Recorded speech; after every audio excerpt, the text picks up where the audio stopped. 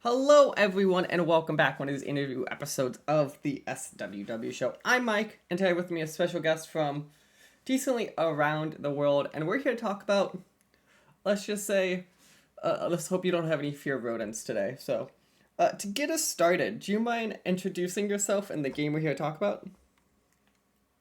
Hi, I'm Peter. Thank you for inviting me to this interview.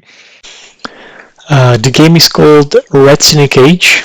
It's a satirical pixel art puzzle game that makes fun of bullshit practices of companies and bosses. It contains 43 levels divided into three floors, and each floor has one intermezzo kind of joke scene and one promotion interview with your abusive boss who wants something absurd in exchange for your promotion, which unlocks the next floor for you. And as a typical corporate rat, you manipulate your coworkers, take credit for their work, spread gossip, push deadlines, and stab them in the back if necessary. So immediately I've got to ask, right? So obviously you said it's a satire puzzle game. I'm trying to think of a better phrasing, but like as you said, it's a satire puzzle. What kind of to you kind of was the inspiration of like I want to make a satire puzzle game and like be a rat? Like kind of where was your kind of head or team's head at kind of when initially thinking of this?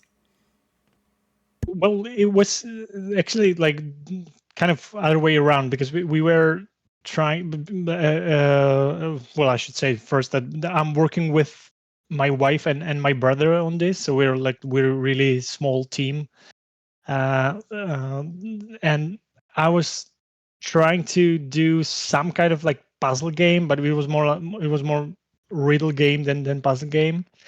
And I showed it to my brothers, and since we were playing games like forever together, and then they were really honest about it, and we kind of discussed it, how to change it, and we started to come up with ideas for the gameplay that will focus more on puzzles and less on the riddle parts. And then we try to figure out, well, what would be the theme for this, what could be, you know, make the setup. And when someone mentioned, I don't remember who, when someone mentioned like the corporate world, it started all like fitting on all the gameplay features and everything. So it was like we wanted to make a puzzle game and then try to find the way for the best setup. It wasn't like let's do a corporate puzzle game, and so it was like other way around. No, that's interesting. I guess that makes kind of sense. So let's kind of dig into then the game itself, right? So I have your Steam page up on like a second monitor, kind of. That's always one of my favorite things. Just kind of my kind of the game looks like. It's interesting because your game very much has this. I think we've kind of seen the style kind of recently, kind of this like in the puzzles kind of kind of this like very like ASCII type art, kind of walk around kind of the environment. What kind of what my first set of questions be kind of what was the inspiration for these kind of art kind of look of the game kind of, and then how did this kind of with that in mind affect kind of the play style or the type of puzzles you guys thought of? We did some research on puzzle games, how they look like, and how we could, either differentiate our art, but and we looked at 2D puzzle games, not the 3D ones, because it's a basically pixel art what we have, and it started really simple. I think we have on our website we have a gallery of photos, how the graphic evolved over the time, and it was from like DOS-like looking to this like more colorful, more detailed pixel art we have today. And the reason for that was uh, when you create a like puzzle game, in 2D environment, it's not really looking sexy, right? It's not. And the way Steam works, it's or how like usually gamers behave. If you see a like too simple pixel art, it does not look like it was made by uh, very experienced people, and so we wanted to make it look more appealing, more beautiful. So that's again, it evolved really organically over the time, and that's like what the journey was. But I'm not sure if I answered your question actually. Oh no, I think kind of you did. So that's interesting. So kind of you went through the kind of step process. Let's kind of dig through then. I would say kind of as we keep talking about this is a puzzle game. What kind of is like a puzzle or two that kind of stands out from you that you'd want to like talk about kind of the type of puzzles you experience in this game? Well, there. I'm not sure if I could pick one or two, because uh, I like more than two, I guess, because there's what we tried to do was to create like gameplay mechanics that are not so unfamiliar. It's not like Baba Is You, where the feature itself is so unique and so interesting that you can build everything around it. And it's enough basically. So what we did was we use kind of like basic things, but just connected in or mix created in a different interesting way. So we have like gameplay mechanisms of opening doors, closing doors, luring coworkers, which are like other rats in the game, that either block your path or they can open doors for you if they stand on the right place. And so it's not really like that unique, but in the setting, in the combination, that's when it starts to become interesting. And what I like about each level is that we are trying to basically try to learn or teach you how to use the old mechanics that you already know and used many times before, but like think about them in a new way and use them in a new way that you haven't thought before that you could use that. So that's what I like on the on or in the levels, but I wouldn't definitely pick some like two or three if that's Oh, that totally okay. makes sense. I was gonna say, so spin that. So as you said, what's interesting, and a lot of puzzles kind of do this, where the idea is like you kind of build on these mechanics or kind of bring back old mechanics in like a different way. How did you kind of think about that process like when you were building these? Did you go like, hey, we've come up with this like good puzzle system. Let's figure out ways to use it in a different way over time. Did it kind of naturally happen? Kind of how did that kind of process kind of evolve? Came up with the ideas for gameplay or Or even like the like as like you said, kind of you kind of make a point of kind of reusing these ideas in different ways, kind of through it. So like I'm kind of curious, kind of when you were building these base puzzles, did was that kind of built in mind, or are these almost like one offs that kind of evolved over time? I think it's always a little bit uh, of both, because I'll say it a little bit of with the background, because my brother, who works with me on this game, is actually a film director and screenwriter, and so and the mentality in the movie industry is like it it's not that big of a part of art as you may think, uh, and lots of it is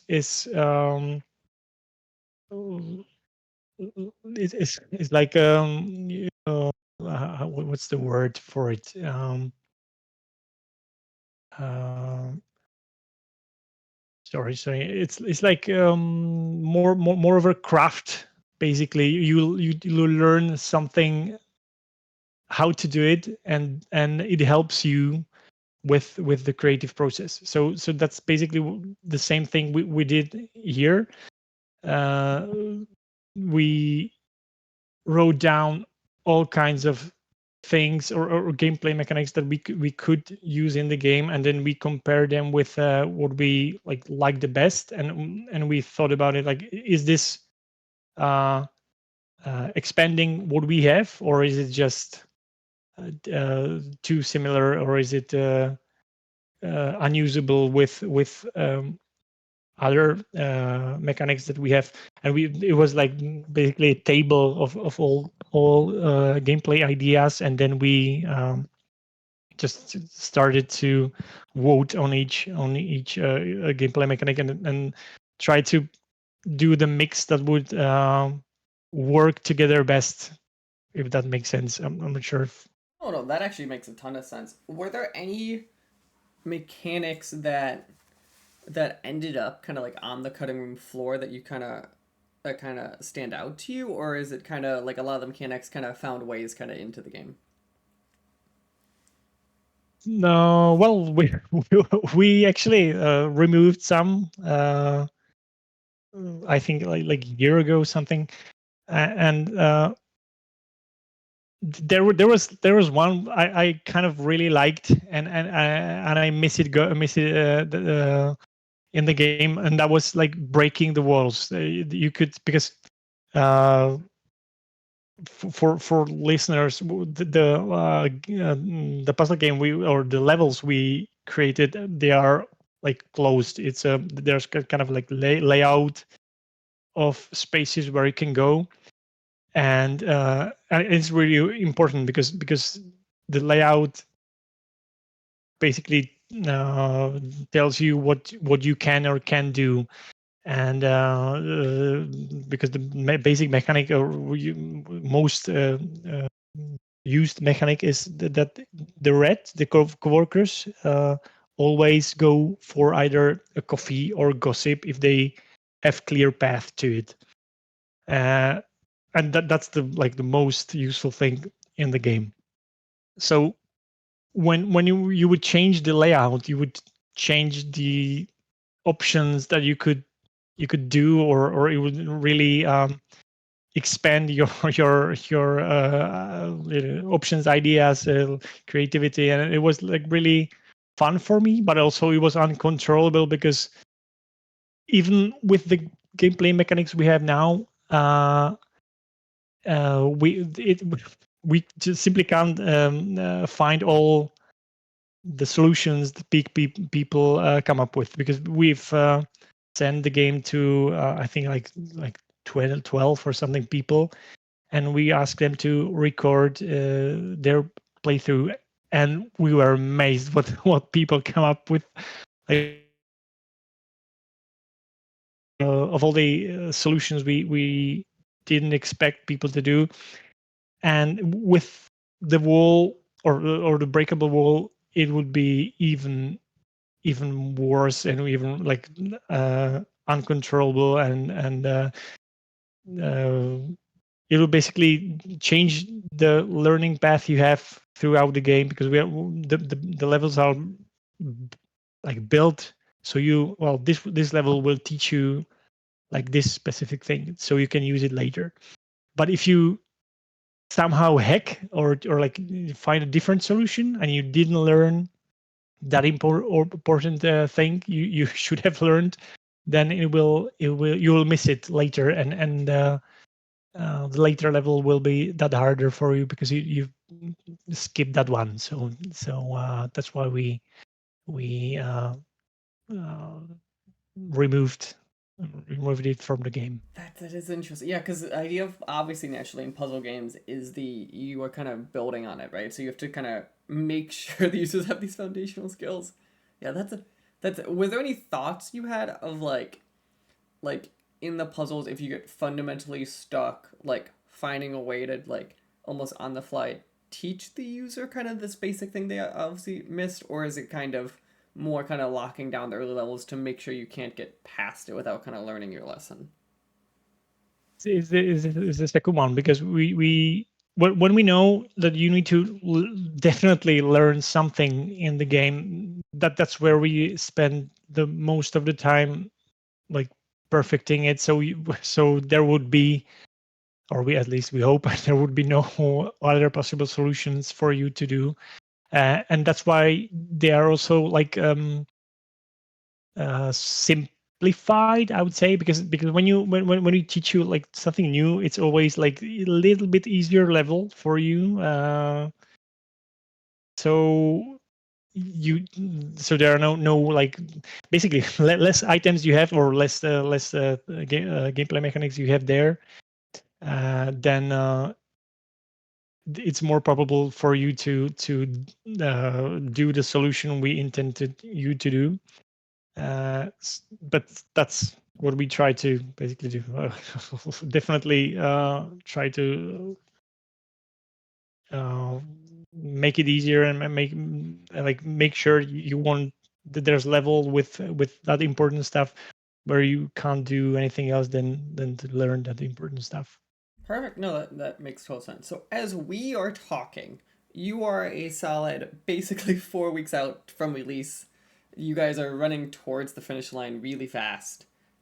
Initially, I've got to ask, how are you kind of feeling kind of going into this final stretch of development?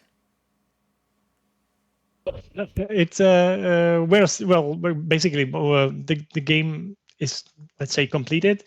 It's not broken, because a lot of people like played it right now, and we did what like most I think developers do. So you're basically trying to have the game finished like 3 months before you release the game. It wasn't 3 months for us, but it's still like playable till the end, and but there are always some kind of bugs, but they are not major for completing the game. So we are hopeful that it will be okay, and I think actually today I'll upload a version where most of the things or bugs were fixed, and so I'm pretty like optimistic about it. Well, that's too fair. That is the one of the best level of like whenever I ask that question, I'm always a little concerned that the other end it's gonna be like a, oh no, we're screwed. But it seems like a decent spot to be in. Of like, sure, there's bugs, there's always little things you want to fix, but it seems like foundationally the game is there. Obviously, as we're talking, you guys were kind enough to give me access to the demo a bit early. There's a demo currently on Steam. Has that demo found any feedback that was not expected? Like players come back and going, "Oh, we really like this," or "really hate this," or "this thing needs to be fixed," or kind of has the demo feedback kind of been more kind of what's in line with your expectations? Yeah, it was super helpful actually, and uh, I would like to thank like anyone who played the demo and gave us feedback. We actually had a lot of feedback back in the, I think it was 22. Uh, we did the not very smart thing, so it sounds like counterproductive, but basically what they tell you is when you have almost finished game, you should then apply for Steam Next Fest, because Steam Next Fest games have a lot of attention, and the algorithm will like take you really high in the priority, and so it's super helpful financially to have almost finished game and go for a Steam Next Fest.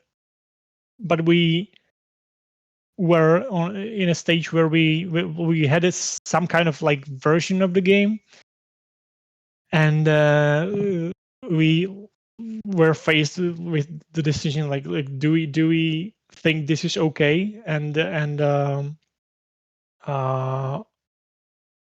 apply for Steam Next Fest later when we have more finished game, or do we apply now and use that visibility to like have more players basically playing the game and giving us feedback? And we did the second part, which is not financially a better option, but it was super helpful because people wrote us all kinds of things we didn't think that would be either a problem or that would be like better way to do things. So yeah, we did it this way, and we're not regretting it because there were lots of feedbacks incoming, and we changed a lot of things based on the feedback because they were right, and we didn't see it because we were like too many testers and we've seen too many like version of the game, and sometimes you're blind to your own uh,